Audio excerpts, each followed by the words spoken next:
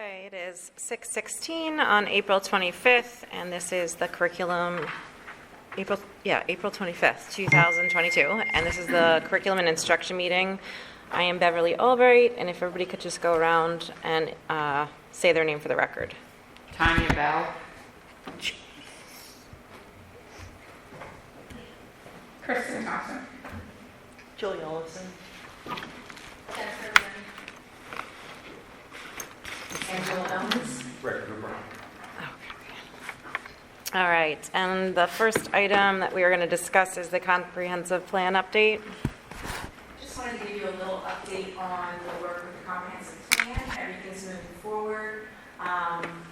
Next step is we're going to have another large committee meeting, but most of the work has been being done with focus groups at the different schools and departments, and the comprehensive plan will be finished by mid-June so that it can sit for the required 28 days, and then the board will vote on it to approve it probably at the July school board voting meeting. Okay, and MS electives. Yeah, the middle school, I just wanted to keep discussing that.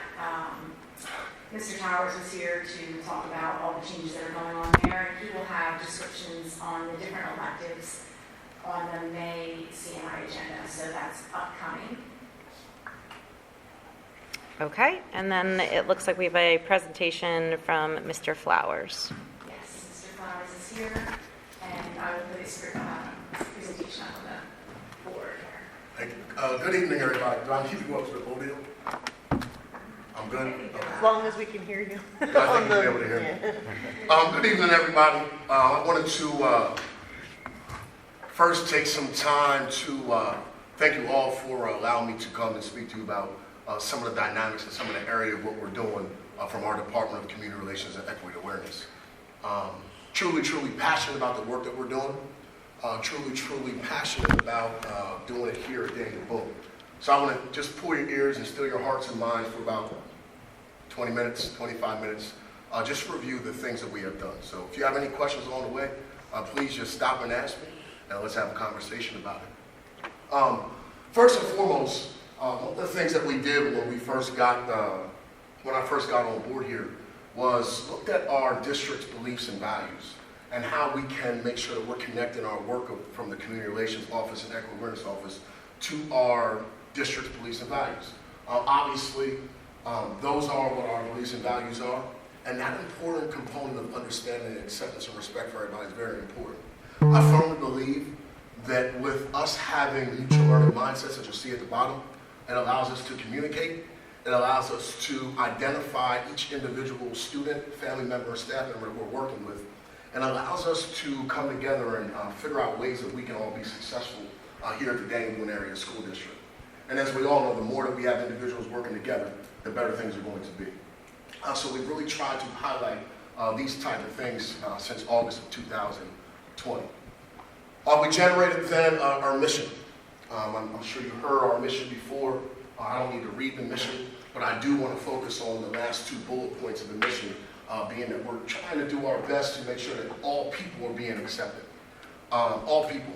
Regardless who you are, what you look like, where you're from, what side of the highway you live on, just accepting everybody as soon as they walk through our doors, walk through our classrooms, walk in our hallways is so very important. And firmly believe that leading with an open heart and open mind is the goal of the mission. When we lead with an open heart and open mind, the open heart allows us to accept individuals and the differences and the similarities that we all have. When we lead with an open mind, it allows us to ask questions, allows us to answer questions, allows us to gain a better understanding of what people got going on in their world. And that's how we always have to constantly look at things from an equitable standpoint and from a humanistic standpoint, and that's what we're trying to get done. You look at the Department of Community Relations and Equity Awareness, up there is just a link, it's a link to the website. But we have to break it down into two different components. As similar as they can be, is as different as they are. The community relations side, we can talk about that first. Just looking from a public relations standpoint, we have an obligation as a school district to make sure we're communicating appropriately with newspapers and news reporters and different things like that. And, we always have those conversations with myself, and Mr. Hurley and Dr. Cooper, how we're going to communicate those things. The community engagement. We firmly believe in being proactive so that we can be responsive. The proactive is the 1,017 emails that you all get from me, like, oh my God, why is he emailing me again? It's just a way for us to get everybody understanding that it's very important to have a level of communication. I think it's understood that our communication comes from different angles.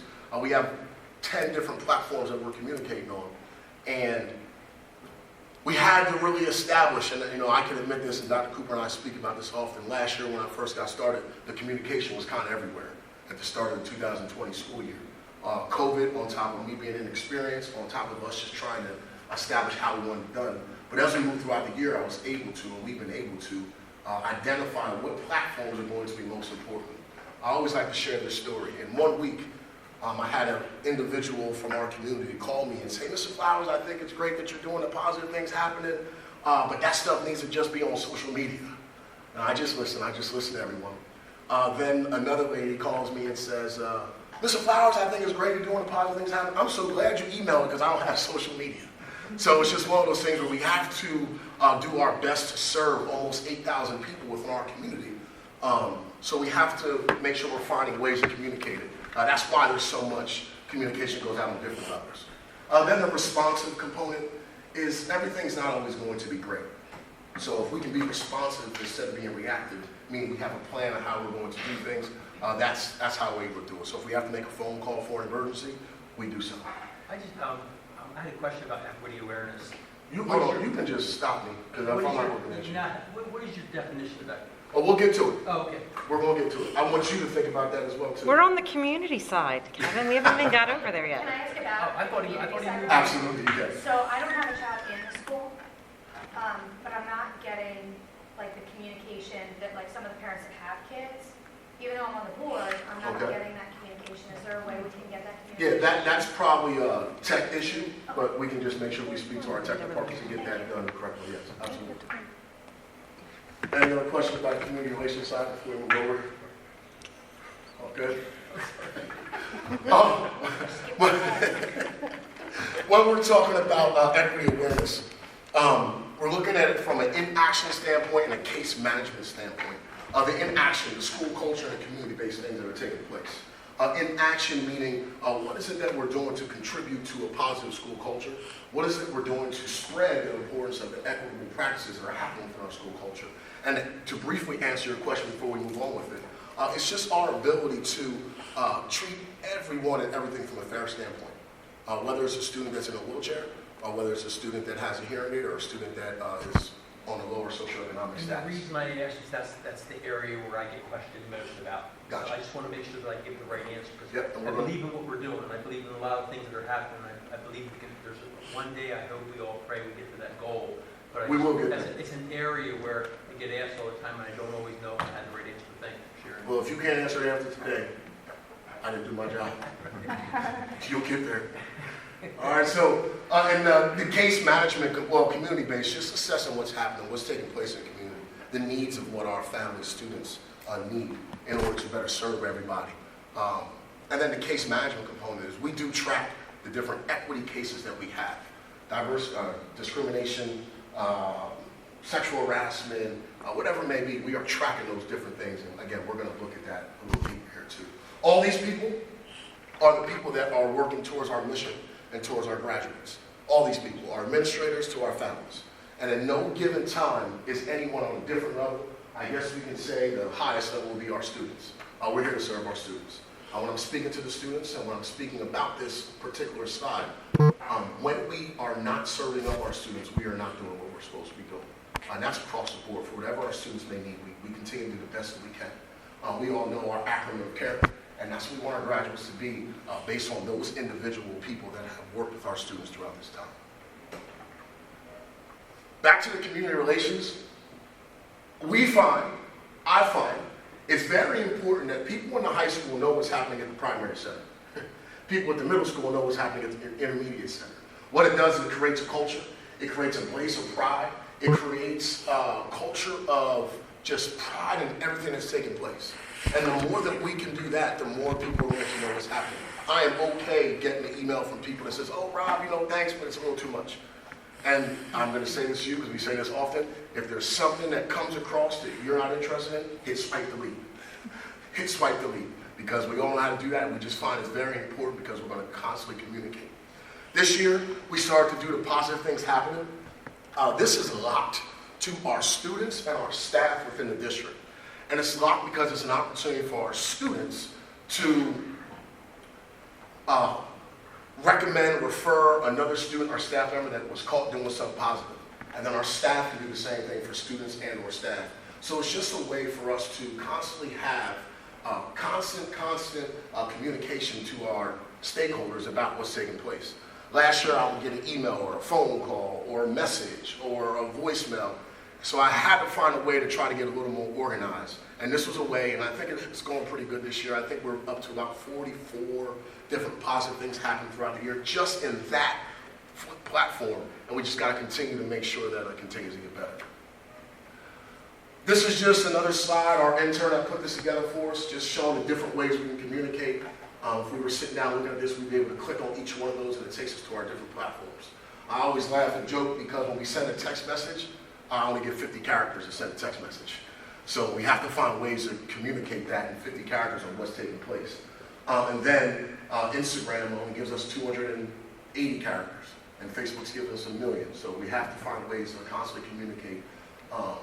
And I just think that this slide is just important to capture everything. The question for you, she just asked, what does equity mean to you? So when we're looking from equity, and I'm going to read this so we can talk about it, quality of being fair and impartial, and then equity in education, measures of achievement, fairness, and opportunity in education. So when we're looking at that from an educational lens, it's very important that we constantly focus on what is in each individual student and or staff member needs in order to be successful.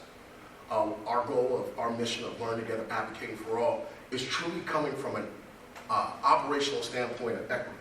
It's coming from an operational standpoint of equity because this is allowing us to break it down as per the individual and per the individual needs that they have. Regardless if you're in K, regardless if you're in 12, we have to make sure we're constantly doing this.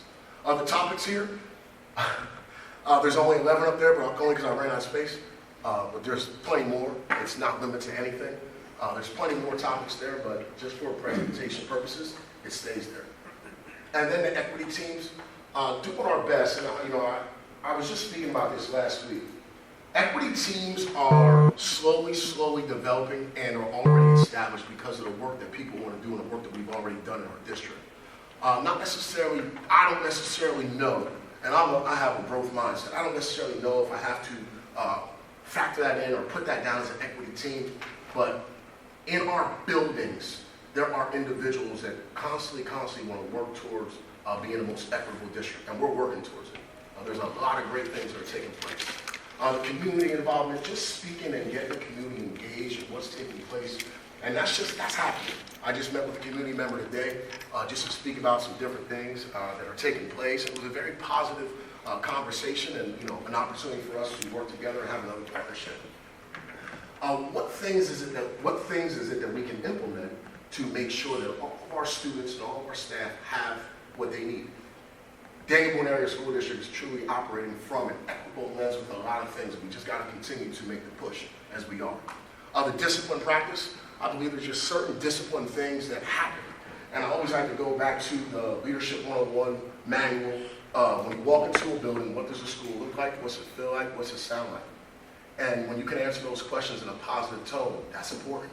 Your school should not sound like you're at a circus, unless there's a carnival or a circus going on in your building. It should be very welcoming from the time people enter the door and enter a classroom. Because as we know, that turns people off, that makes people angry, pisses people off, and we don't want to deal with it. We want to deal with people in a positive way and just giving everybody the benefit of the doubt that they're a human being. So that's important. And then always keeping an open heart and an open mind, as I said earlier. When we leave with those things, it's an opportunity for us to constantly be better. So I'm getting into the diversity, equity, inclusion, belonging part of it, and just constantly talking about how it relates to what it is that we got going on. Always use the heart. I just think it's very important that we lead with our heart and we constantly speak about what it is that we're doing when it comes to dealing with people from a humanistic standpoint. It's so very powerful. This is our diversity slide, just talking about the differences that people may have, but looking at the similarities. And we look at these differences as being an advantage for us because there are differences. Mr. Strobel and I were just talking about us having a difference of just having a difference in age 2 weeks ago. And, those are differences, and our experiences can be differences. So sharing these things is very important and understanding. The boxes is a video that just talks about not putting people in boxes and giving people an opportunity to just be who they are and understanding that everybody's different and that's okay. This video here is a gentleman speaking on humanizing diversity, not necessarily looking at numbers, but just looking at people and understanding who they are and what they're doing. So I've been doing this. My father passed away October 24th of 2020. Since then, I've been putting pictures that remind me of who I am and what I do. And I do it in every presentation. Today happens to be my daughter. This is my daughter here. This was from her freshman year in track. She was 4x1 team. They got 7th place. Last year they got 2nd place. And this past week they ran a PR. So we're looking forward to seeing what they do in district. So I just always do that. I encourage everybody to take some time to just constantly remind themselves of who they are and what they do. And obviously she's very precious to me. So that was the picture for her today. So we'll see. This equity slide here, talking about equity and equality. This picture is a very old picture. Talking about 3 individuals with the box and the fence there. They give up the 2 boxes to 1 and the fence, then they take away the fence. And I always like to connect this to our beliefs and values of critical thinking and problem solving. Sometimes it's not the first thing we do. Sometimes it's not the second thing we do. And sometimes it's not the third thing that we do. But when we work together, our critical thinking and problem solving can allow people to have an opportunity. And in this situation, in this situation with the picture, now everybody has an opportunity to watch the game at their leisure. And that's very powerful. These sneakers, this is an activity that I had the moment, the AP students last week on Friday, the light kept on off. This sneakers is a picture that I share with the students and we speak about. And we stole this from another DEI worker in the state. Just talking about the individuality of equity. If we were to come in here and give everybody a pair of sneakers, and I gave everybody the same size sneaker, there's no way you can use that same size sneaker. I'm a 12. If you gave me a 10, I couldn't use it. I don't know how many people in here are 12s, but if I didn't give you what you needed, there's no way that you can use it. So the equality component of that would just be giving everybody the same thing. The equitable component of that is giving everybody the things that they need. So when we're having these conversations, we try to look at it from that standpoint. And this ends up being a really good conversation with the students because they can identify the ugliest pair of sneakers on there, the coolest pair of sneakers on there. I hear so many different things about, what they would do with the sneakers, and it's pretty cool to hear people talk about what they would do with the sneakers if they did not fit. Sometimes they're going to give them out, sometimes they're going to save them until they fit, sometimes they're going to sell them. It just depends on who the student is and what their experiences have been. So the focus here, or the takeaway here would be the individuality that this can come from. Learning together, we created this video. We came back from the pandemic and we were doing the hybrid instruction. But just focusing here that from an equitable standpoint, our district is using iPads. Our students get iPads from elementary through high school. And there's differentiated things that they can do on the iPads. I always like to talk about this being that our high school kids do not have the same, our elementary students do not have the same access that our high school students do on an iPad. That just wouldn't be feasible because there's different things that they're doing. Our high school students don't have games of learning games on their iPad. So the fact that we're doing that is a big deal for us. And this video here that was put together by our students with collaboration with our administrators and teachers, it got some state level recognition for the things that we were doing. And that was pretty powerful to be able to expose the good things that are happening here at Daniel. I like this picture. This is our inclusion example. I'm going to challenge you and ask you this question and just give you a minute to just think about it. When you look at this picture, what do you see?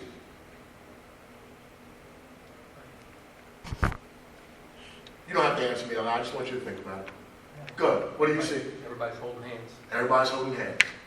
Okay? So we get a lot of different responses here. From my lens, what I see tall individuals, short individuals, individual in a wheelchair. I see older individuals, younger individuals, male individuals, female individuals. So everybody's lens is going to be very, very different, but we're all included. The greatest response I've heard was from the student, and the student said, "They're all waiting for a bus, Mr. Flowers." And I said, "They look like they can be." And I said, "You're absolutely right." So then the one student said, and again, this is how authentic and genuine our students are. "Well, the person with the wheelchair can't go on the bus, Mr. Flowers. That's not right." And I said, "Well, yes, they can." So it was an opportunity for all of us to have a conversation about that, and it's so powerful. But that video up there, the labels we carry, gentleman's walking around with different native names all over his body. And then you can see how his energy level and his mood is going down. And then one person walks up to him and gives him a love name tag, and you can see how that energy starts to shift. And then he's able to share that energy. So I think that's very powerful. And we start our next round of conversations with our middle school and high school students. And they're going to see that video. So I'm very, very interested to see where that conversation goes to. And then right here, just having the heart, constantly just leading the way with that. So important. How we continue to develop things, well, we got to establish a positive culture. And while you're establishing a positive culture, you have to be able to identify what everybody in the building needs.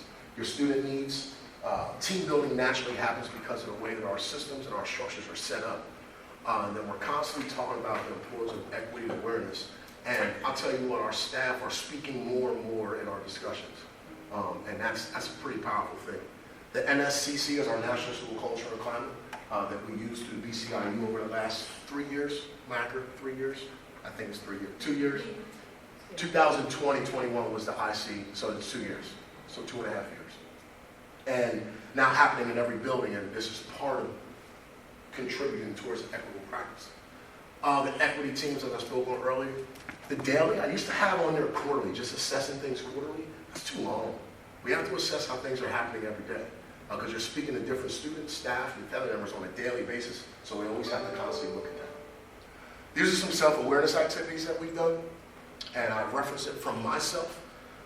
The first is the diversity head. So what is diversity in your head? What does diversity mean in your head? So obviously, for picture purposes, I could probably put more things in there, but these are the different things that it means to me. The next is our equity t-shirt. And the equity t-shirt was, what is on the front of your t-shirt that you want to see happen in the world? And on the back of your t-shirt, do you want to see go away in the world? And you know, we had these conversations with our students and with people that we are constantly looking at. The next is the inclusion, which is the globe. If you were traveling, who are you taking? You're taking somebody with you that you love? Are you taking somebody with you that's a stranger so you can learn more about them? Take somebody that's your most different so you might not be comfortable around. So that the influencer can then have us all work together. So that's an inclusive thought process there with that. And then the last one here is just the belonging, and that's a male silhouette, represents myself, and you know, just leading with love. Let's talk about this picture here, because I'm sure you're probably wondering what this picture is. It's not me, it's not my nephew, it's not anybody. It's just a reminder to me to be a well-rounded individual. When I was young, all I wanted to do was play sports. I didn't care about school, I didn't care about getting dressed. As I got older, I learned the importance of being able to dress appropriately when needed. Play sports as I've always done, and read. I enjoy reading a lot, so you know, this picture is just very powerful to me. And so I keep this picture and I use it to represent it. You know, the self-awareness activities takes you to a link, and we're able to work on that there. So everything's not always perfect, as we know. So when things come up that are not good, this is our response to it. We have to assess the situation and what has taken place. We have to assess the individuals, we have to assess the environment, we have to assess what took place. We then have to communicate to the appropriate parties. And the appropriate parties are all those people involved. We cannot go without communicating to families, without communicating to support staff so that we know what's happening with our students. Then we have to find ways to educate those that have been affected by whatever took place and those that have done it. We have to make sure that we're constantly educating individuals to just be better people and treat people with a high level of respect. And then the follow-up, which is very important because it allows us to gain and build a relationship with the students, the families, the teacher, whoever it may be. And I found the follow-up to be very important. Not only for the families, we know that, but very much so for our staff and our teachers. It's so important. It's important because it allows us to gain a relationship there and have conversations. So those follow-up were good, and you know, when you sit down and you speak to staff, you get a great understanding of how they feel, what they love, what their frustrations are. And again, I told you I like to listen, and I'm okay with doing that. When we got here, 2020, I'm getting ready to wrap up here. In 2020, I just tried to do my best to just take an assessment of what was happening, what was already taking place, how can we get it under an umbrella, how can we communicate to things. I surveyed staff and community on who was interested in joining equity teams, or ways we can communicate, what we did too much. So I just wanted to gain a better understanding of what was taking place so that we could move forward here for 21. So we continue to work on relationships in each building, in the school cultures, with students and staff, staff with students, staff to staff, student to student. We constantly have to keep working on these things. The Freshman Leadership Network discussion has been really good. We started doing that in September. Staff meetings with the staff ended in March. At this point, April and May, it's just resource-based information and conversations. We've had discussions at the IC, the middle school, and the high school this year. It's been very good. And obviously, age appropriate for what it may be. One of my favorites for the year, and I did this last year, was a conversation we had at the IC in Ms. Bon Giuliani's classroom. They read a book called The Jacket. And inside that book, they were talking about race and racism. We had a great discussion on different things, and those students were great. They even invited us back for lunch, so it was pretty cool. That was one of my favorites. I'll be sending out a survey again here to the community and our staff, just getting feedback on how we communicate and the different equity conversation that we have, if people want to see more or less, or just to get a gauge. And you know, our newsletters and roundtable, we had our roundtable for this month already. We also sent out our newsletter early this month. We'll send another one out here in May. And then constantly having community meetings as needed. I think they're very, very important to do. My door is open. We'll just talk about whatever we need to talk about so we have an understanding of things. Just want to share this with you. We have 43 different cases this year so far, equity-related cases, 43 different equity-related cases.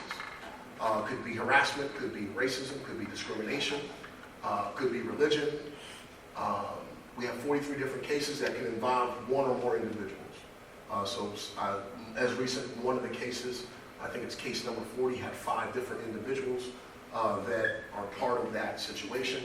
And so we track this, and when we're tracking this, we're looking at the individuals that are involved, the grade that they're in, the building that they're in, just taken from my own notes, their gender, what the situation is, how we're going to intervene and educate, and then what the follow-up is. Those are the things that we're tracking when these things come across our plate. Our equity initiatives, we've had an open OCR case, so we were encouraged, it's a good word to use, Dr. Cooper, right? Encouraged to identify the different things that we've done from an equitable lens since Dr. Cooper's been on board. So we looked at 2019 up until 2022, and here in 2021, 2022, there's been 39 different equity initiatives to address some of the things that are taking place within our district. And highlighting that because, again, it's not all race-related things that are taking place. There's a lot of different things that are taking place that we're constantly looking at. I have this up here, our Future Ready Index demographics, just because it's important for us to understand how our district is changing from a demographic standpoint. Up at our high school, well, currently in our district, we're sitting at 81% white American students, and other 19% is students of color. In our elementary school, we are at 74% white American students, and then other 26% is students of color. So we are preparing and constantly working to provide a quality education for all of our students. And that's compliments to the things that all of our staff and teachers and administrative staff have been doing here over time. So I just wanted to highlight that and just say we got to continue to keep working at it and get it done. All the resources that we've been using this year coming straight out of PDE. PDE has been a gift to everybody. Part of what PDE does is we have a monthly, it's called the Pennsylvania DEIB Administrators Cohort, a monthly meeting just to share what's taking place, to share what other people are doing, just bouncing off ideas. So that's been very, very important.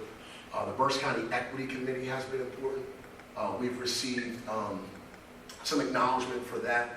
because it's an opportunity for us to share the work that we're doing, to address some of the concerns that we have.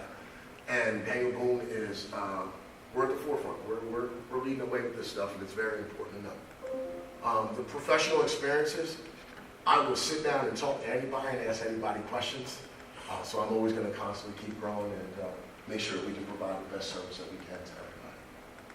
So I thank you so much for your time.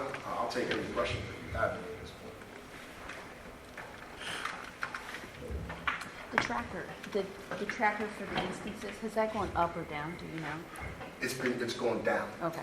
over the last month because it was very frequent for a while, but it's going You down. started tracking in 2020? So you don't I know? started tracking in 2020, so Oh. it went up in 21, but it's going down over the last 2 months. 2020 was lower than 21. So is that 43 cases from 2020? That's or- 21, 22, just from this week. And you have them broken out by types of incidents? Types of incidents, yes. Is that available without naming names? I could make it available without naming names, or I could run a different report I'd like to see the breakdown. without naming names. Yeah, without Gotcha. names. I can do that. Right. Same here, that was one of Yeah. my questions. Yeah, I can do List of that. equity initiatives too. List of equity initiatives would be good. Because that's a positive, statement, here's all these. Yep. So, I can share Examples that. of PD resources? Yep.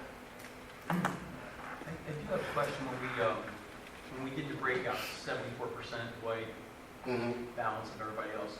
Why would we group everybody against just one group like that instead of just breaking them all down? Because in my opinion, I think Asian Americans are a much lighter skin color than myself.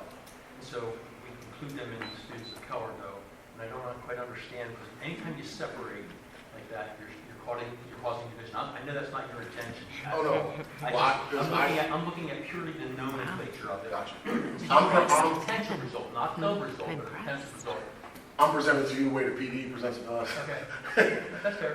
So they do have a demographical breakdown of each individual Right. nationality. I can't tell you that You off the can't top go of my through head. all, I get it. Yes, I could, but I don't know off the top of my head. I have a link to it, but I don't know each individual breakdown. off the And top of my again, head. some of the things that I hear as people have problems with what they think we're teaching versus what we're teaching, Yes. one of the areas, it's a hot topic. Yes, It it really truly is. And so I think there's opportunity for us to just change our nomenclature a little bit, and it'll change their perception, because at the end of the day, perception is not always reality, but in their world it is. And so there's opportunity for us to lessen that, just by a simple thing like that. Again, I'm not picking on any of it, I like a lot of things that we're doing. The initiatives are important, that's why I'd like to make sure we see them. Oh, yeah. Also, PDE will break it down into typically it's Hispanic, Latino, African American, Asian American, Native American, or other. right. You know, that demographic, the 19% and the 26%. I think it's about 26%, the majority of that is broken, is Hispanic, Latino, is the highest number of, race of the Wayne district. And then Asian American and African American are pretty close to each other. And then Native American and other Pacific Islander is small. And I like your slide with the boxes, trying to make sure that, you give everybody the same size box. It's not going to have the same results, and you provide different. I went right to, in my mind, I go right to grades. Somebody a student really needs extra help, and you provide all this extra help. But they still might not get the results. Yep. So the box, so take a short person, make them the same as everybody else. And so when I look at equity, I love the idea that we're going to give people what they need. I think that's an important thing to do. I struggle with how do you measure that, because the measurement isn't how they all end up in height, because that's not a true measurement. We can't measure in grades that we provide all this extra help. How do you So I'm aware of the fact that you'll never level out equity-wise in terms of result. I don't know where that ruler comes from. I struggle with that ruler. What's the ultimate ruler at the end of the day to where you say, hey, we're providing X amount of students, this much help, this much help, this much help. The results are still going to be all over the place. Are we in equity, or is the goal then is to level out all their grades, and then now we're in equity? I don't think that's achievable. I think the goal is to make sure that we give everybody the highest quality of education that they can get based on what they have. That's the goal. It is. Not unfortunately. A fair shot, I Yeah, think is. well, not unfortunately, but the reality is everybody's going to need something different. They do. And sometimes if we can graduate from here as a senior, did you get what you needed? And if you feel good that you did and your family's good and you can be successful in the world, that's the measure. And unfortunately, I don't think there's a number on that. I got you. I agree. Right, because not everybody's going to take that same tool and be able to apply it. There's a lot of individual Yes. want to. Yeah, there's always a buy-in that you need from the Absolutely. student and the family. Right. Now, some kids are there already when they get to first grade or when they get to freshman year. Some kids need a little help, you know, but you know, we can do everything but make them want it, right? You can leave But- the horse but- for water, but- but you can't make them drink. However, some of the barriers that we remove can help stimulate that in some kids, and I think. It's also important for us to constantly keep in mind that we are the leaders and educators in the situations. And not every student's going to like everything that's happening. Not everybody's going to like everything that's happening. Like just as recent as like the high school equity discussions, they asked for us to have it on a day. Now they want me to change a different time to a different time. So it doesn't always work that way. So we just always got to constantly keep working together. And I think that picture that you were talking about, I think the part that bothers me the most about that picture is I don't want kids to think that all of life is going to always be equitable and quality, because we're never going to be the same. We're always going to have people that have really good paying jobs, we have people that have low pay. And so I don't want to set kids up to think that we're all always going to be on the same playing field. Not that kids don't need extra help. I work in an alternative special needs school, so I completely understand that. But I don't want to have the kids think that that's going to be like forever, that whatever Johnny has, Timmy's going to have. Because that's not Equality and reality. outcome. Right, that's just, right, like you were saying, it's just not reality. And one of the major takeaways is that right there is, it's not about what everybody has. Because go back to the sneakers, just because I'm giving you a pair of sneakers don't mean you can use them. So you got to do what you can within yourself. And you know, that picture with the baseball, it's very important to look at the problem-solving component. What is it that we can do to get you this way? Like you just said as well, everybody's not going to want to take the bait sometimes or take what's given. And we have to constantly find ways. And that's the challenging part of the educational component right now, as you know. Yeah, being a public education institution, you know, I think that we should be doing our best to give kids what they need to be successful. Successful is different for every kid, and what they need is different for every kid. But you know, I don't want us to be as unfair as the rest of life is going to be. You know, I want us to try to start them off with the best them they can be.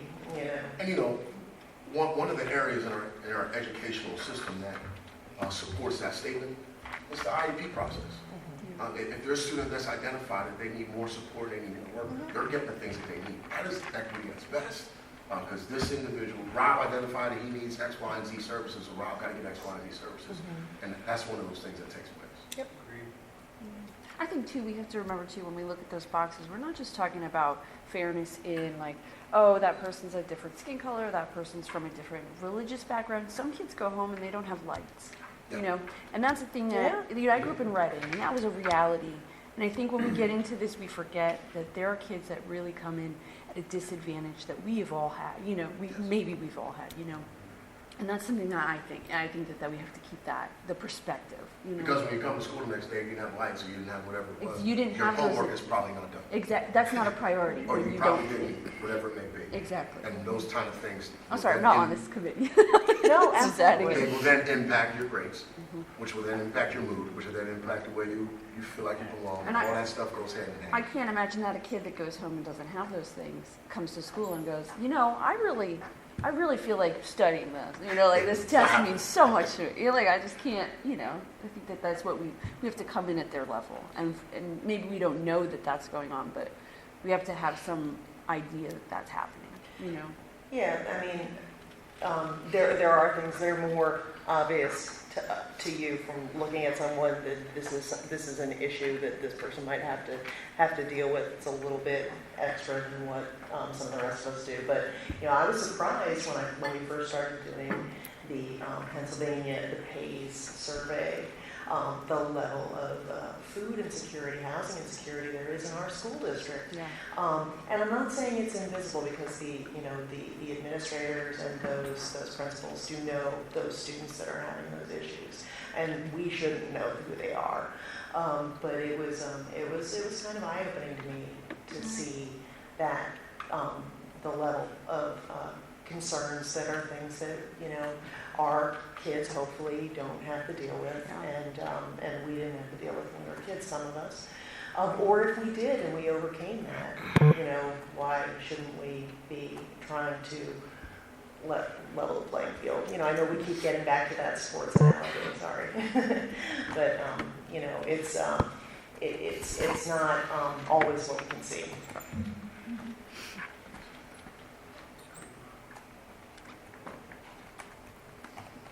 Thank you all. Thank Anytime. you. Appreciate it. Thank you. I don't know if I kept you over your time or not. All right, so we are going to conclude the curriculum instruction meeting. Are we still doing the curriculum part? I had a question, I was waiting. Okay. This goes to the a couple years ago, I think maybe two now, time escapes me.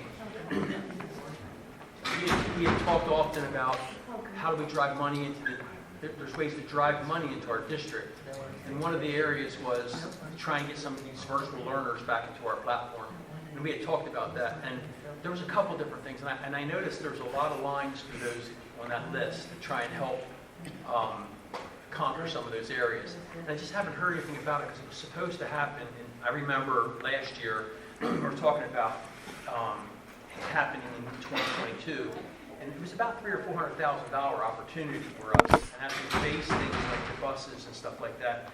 I was wondering if we could get an update on that, because that's a big chunk of money opportunity for We were us. specifically talking about bringing people who are going outside. Virtual learners, yeah, Virtual learners. because we had the MSS platform and Discovery, and all these things lend itself.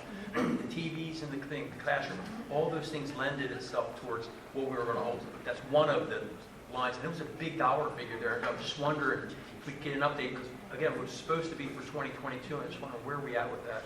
Yeah, I can definitely give you an update, because we do still talk about marketing people back into our district from the virtual academies.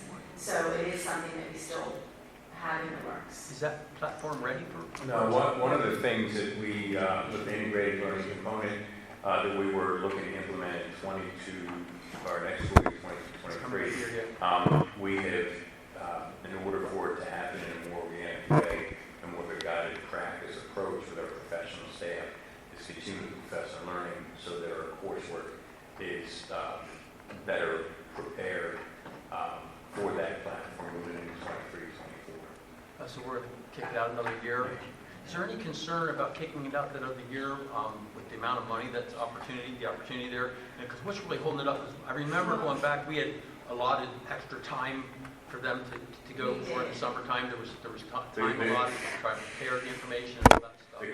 The concern is not doing it right and turning folks off, and not being able to pull the folks back into our district.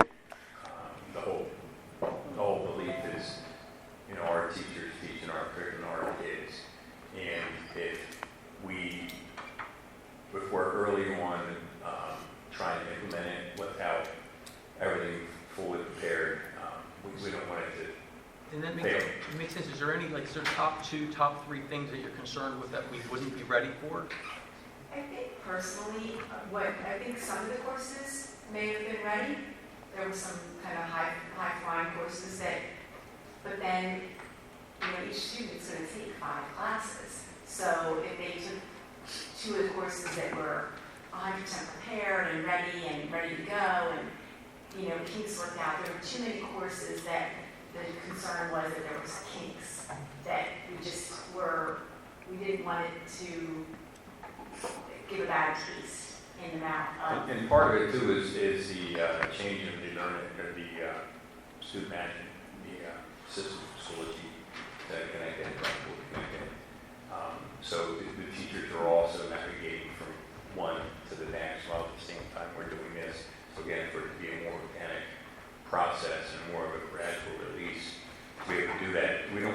something that we're not going to be able to provide in that field. Right, and that's why I was asking, like, what are the problems? Because when you look at low-hanging fruit, $300,000-$400,000 is not, it's on the ground, we just got to pick it up.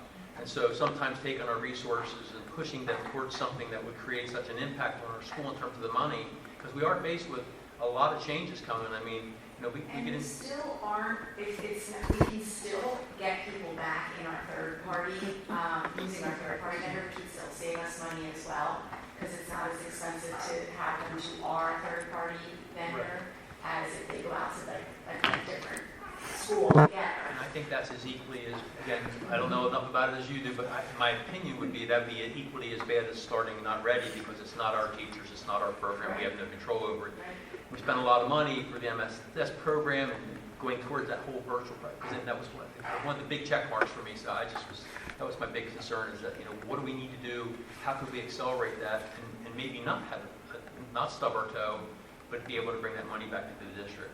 Well, and we're excited for next year, because next year now they're taking all that work that they did and completed their courses, and they're rolling it out next year. They're rolling it out with their students that they have, and getting feedback from actual students and other teachers, and making it so that it's really ready to hit the ground running. Does the school still keep in touch with those students too? With the students that are out at virtual. Yeah, that are not in the district. The ones that are in our Edgenuity, which is a third-party vendor provider that are considered part of Danny Boone Virtual Academy, are connected with our staff. Albeit, typically your virtual learning facilitators who were doubled up positions with the school librarians and also our school counselors, the administrators of those particular students. It's the ones that are outside, Yeah. like a PA cyber charter, Yeah, do we keep in morning touch with or we have not at this point. That's part of what we'll do when we go to market a little earlier this year, next year at this time, to try to pull those students back. Thank you.